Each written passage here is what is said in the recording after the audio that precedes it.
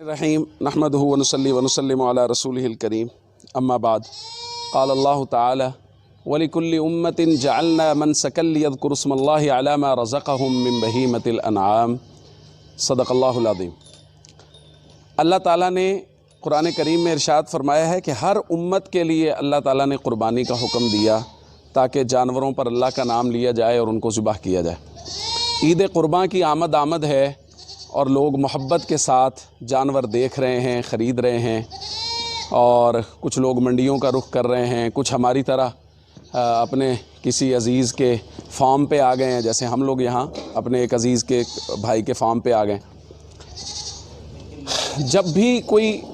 عبادت کی جاتی ہے ہمارے یہاں تو ایک بڑا مسئلہ یہ ہے کہ اس میں طرح طرح کے لوگ شکوک و شبہات پیدا کرنا شروع کر دیتے ہیں، لوگ بیچارے کنفیوز ہو جاتے ہیں، پریشان ہو جاتے ہیں، اب ہم کیا کریں جی۔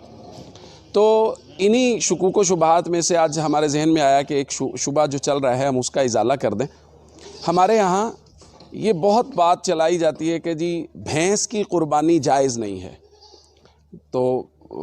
کٹے کی اور بھینس کی قربانی کے متعلق یہ بات بہت کی جاتی ہے۔ دلیل کیا دی جاتی ہے؟ دلیل یہ ہے کہ جی چونکہ یہ اللہ کے نبی صلی اللہ علیہ وسلم کے دور میں نہیں تھا یا حضور نے اس کی قربانی نہیں کی، اس لیے اس کی قربانی جائز نہیں۔ دیکھیں ایک بات سمجھ لیں کہ حضور علیہ الصلاۃ والسلام جس ماحول میں، جس مکان میں، جس علاقے میں رہ رہے تھے وہ علاقہ گرم علاقہ ہے اور اس میں بھینس پائی ہی نہیں جاتی، اس میں یہ جنس نہیں پائی جاتی، اس وجہ سے اس جنس کی قربانی بھی اس علاقے میں نہیں کی جاتی تھی۔ وہاں اونٹ تھے، گائے تھی، اسی کے متعلق قرآن کریم میں جو جانور وہاں پائے جاتے تھے انہی جانوروں کے متعلق قرآن نے احکامات نازل کیے کہ ان میں سے کن کو یہ لوگ حلال کر رہے ہیں، کن کو حرام کر رہے ہیں۔ اگر ایسے جانوروں کا ذکر کیا جاتا جو وہاں پائے ہی نہیں جاتے تو ظاہر ہے ان لوگوں کو سمجھ میں بھی نہیں آنا تھا۔ تو قرآن نے بہت وضاحت کے ساتھ بہیمۃ الانعام کا ذکر کیا ہے کہ ان کو قربان کیا جائے گا اور ان پر اللہ کا نام ذکر کیا جائے گا۔ دوسری بات یہ ہے کہ ائمہ نے، بڑے بزرگوں نے یہ بات کہی ہے کہ ائمہ اربعہ جس بات پر متفق ہو جائیں وہ امت کا اجماعی مسئلہ ہو جاتا ہے۔ تو ائمہ اربعہ اس بات پر متفق ہیں کہ بھینس کی قربانی بالکل ویسے ہی جائز ہے جس طرح گائے کی قربانی جائز ہے، تو اس لیے بھینس کی قربانی کرنے میں یا کٹے کی قربانی کرنے میں کوئی مسئلہ نہیں ہے۔ اسی طرح ائمہ اربعہ جو ہے ان کے ساتھ ساتھ علامہ ابن المنذر نے بھی لکھا ہے وَأَجْمَعُوا أَنَّ حُكْمَ الْجَامُوسِ حُكْمُ الْبَقَرَةِ، اجماع ہے اس بات پر کہ بھینس کی قربانی کا حکم یا بھینس کا حکم وہی ہے جو گائے کا حکم ہے، اور اہل لغت نے تو اس بات پر متفقہ طور پہ فیصلہ کیا ہے کہ حکم الجاموس حکم البقرہ، جاموس کا حکم بقرہ کا حکم ہے۔ بعض نے کہا جاء الجاموس کالبقرہ، بھینس جو ہے وہ بقرہ کی طرح ہے۔ اسی طرح جب ہم زکوٰۃ کا نصاب دیکھتے ہیں تو زکوٰۃ کے نصاب میں جو نصاب جس طرح جس ترتیب سے گائے کا ہے وہی بھینس کا بھی ہے، تو اس لیے اس شبہ میں نہیں آنا چاہیے۔ یہ بس کچھ لوگ جو ہیں وہ کم علمی کی بنیاد پر یا شریعت کے مزاج کو نہ سمجھنے کی بنیاد پر یہ اعتراض کرتے ہیں، بنیادی طور پہ اس اعتراض کی کوئی حیثیت نہیں۔ ہاں یہ کچھ لوگ ساتھ میں یہ بھی کہتے ہیں کہ دیکھیں جس چیز کو، جس کام کو آپ ثواب کی نیت سے کر رہے ہیں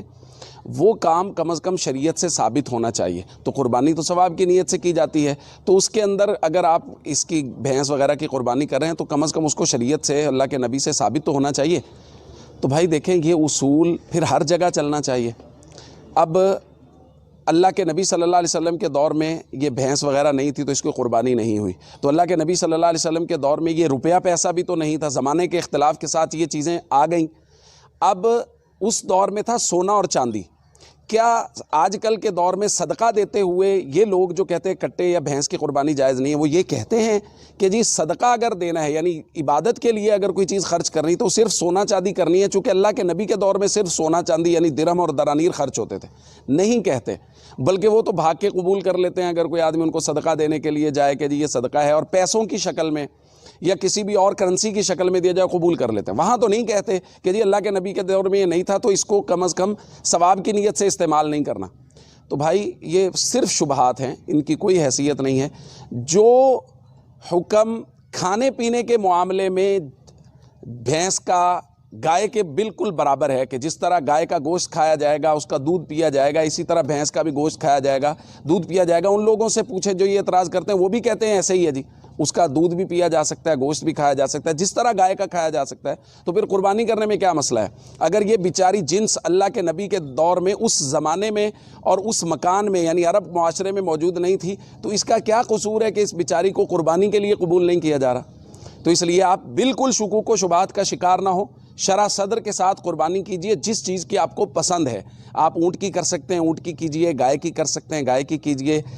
بھینس کٹے کی کر سکتے ہیں اس کی کیجئے, بکرے کی کیجئے, مینڈھے کی کیجئے. اور یہ جانور متعین اللہ کے نبی صلی اللہ علیہ وسلم نے بعد میں یعنی اس کا بہیمۃ الانعام کے ذریعے اللہ تعالیٰ نے بہت واضح ارشاد فرمایا. ویسے حضرت ابراہیم علیہ السلام کے لیے مینڈھا آیا تھا, اللہ کے نبی صلی اللہ علیہ وسلم نے اور بہت ساری قربانیاں, مینڈھے کی قربانی بھی کی, گائے کی بھی کی, اونٹ کی زیادہ قربانی اللہ کے نبی صلی اللہ علیہ وسلم نے کی. تو اس لیے بالکل شکوک و شبہات کا شکار نہ ہو اور شرح صدر کے ساتھ قربانی کیجیے, وہ جس چیز کی بھی ہو. وآخر دعوانا الحمدللہ رب العالمین.